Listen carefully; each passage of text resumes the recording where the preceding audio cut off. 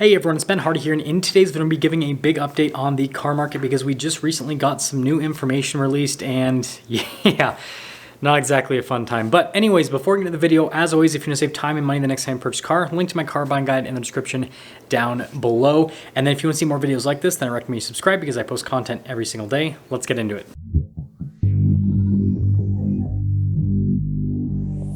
So Bank of America recently released some reports in regards to credit, and what they released was basically, general trends within the market. And what they showed is that the majority of people that are going out and getting credit, whether it's a credit card or an auto loan, have scores close to 800. And so that means that the only people that are really getting credit right now are people that are extremely qualified. And on the surface, this looks like it's really positive, but once we dive into it, you're going to understand why this is actually an issue. Now, if people that are extremely qualified are the only people that are going out and getting credit, that looks like a win-win for everyone because, well, lending institutions still get to make interest money, but they get to make interest money on people that are really good at paying them back. And so, repossessions, right? Those probably aren't going to be a thing because, again, it's really qualified buyers that are going out and getting credit. And again, I'll talk about that towards the end of the video, but what we do need to focus on is another problem that this is showcasing. So after talking to a bunch of different dealers,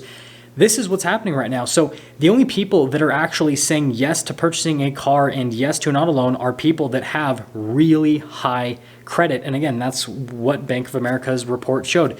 And this is what all these dealers are telling me too, is that, hey, yeah, if someone comes in and they have a credit score of 760 and above, then yeah, they'll probably take out a loan and they will probably say yes to purchasing the car.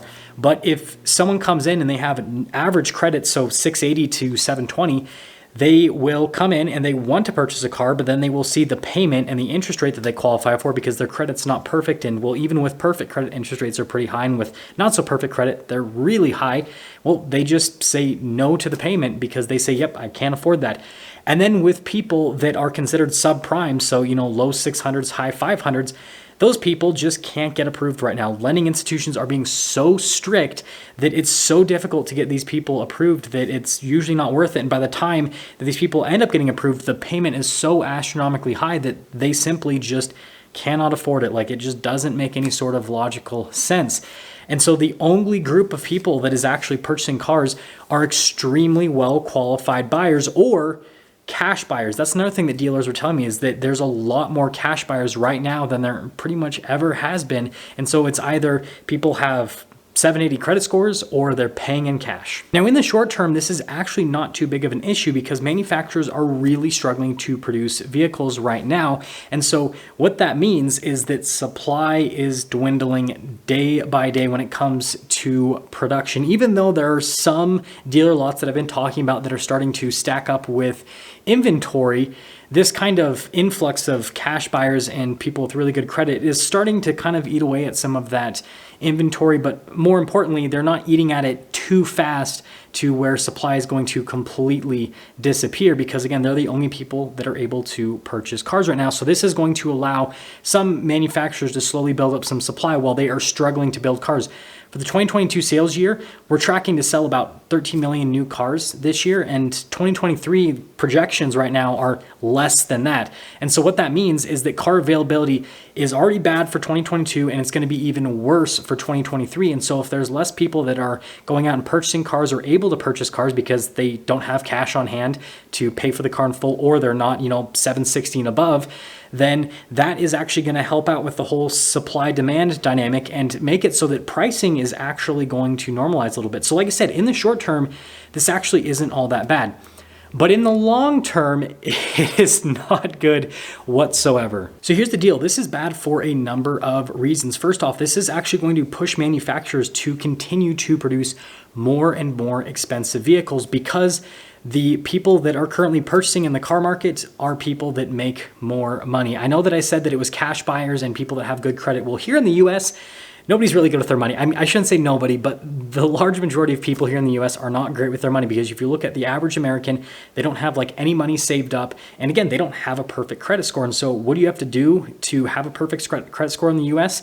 Well, typically you just have to make more money. And what do you have to do to be a cash buyer for a car? Again, you just have to typically make more money. Yes, there are always exceptions to the rule, but just with how, the average person goes about in the world, unless they're making a boatload of money, they're probably not going to have a perfect credit score, and they're probably not going to have a bunch of money saved up.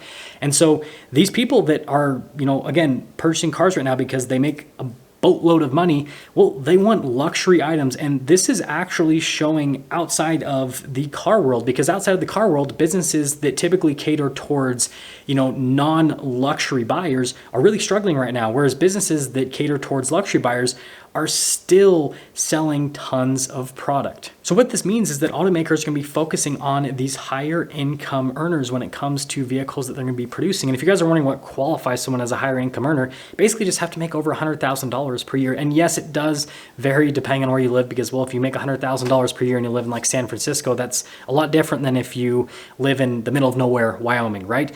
But that's a generalization. Is this group of people that make over $100,000 per year currently, they're still buying stuff like crazy. They're still buying luxury goods. And so manufacturers want to cater towards the people that are buying. And this is really bad news, because right now, the average person that makes, under $100,000 per year here in the US is really struggling because of the massive increases in cost of living over the last couple of years.